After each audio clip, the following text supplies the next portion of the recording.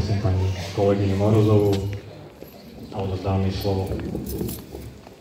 Ďakujem. Tak ja by som aj v rámci školského parlamentu, a teda v mene školského parlamentu, rada ocenila pár študentov, ktorí sa vlastne zapričinili to, aby naša škola rástla a sú aktívni v mentoringu v školskom parlamente a v aktívnej reprezentácii školy. Takže ak môžem poprosiť za aktívnu prácu, čo sa týka mentoringu, poprosím, aby vystúpili Ondrej Ignác, ďalej Michal Semeniak,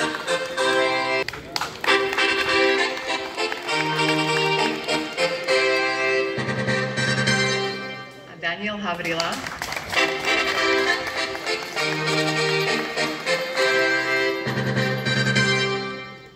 Najaktívnejšej práce v školskom parlamente opäť to bude Ondrej Ignác a Melisa Siváková.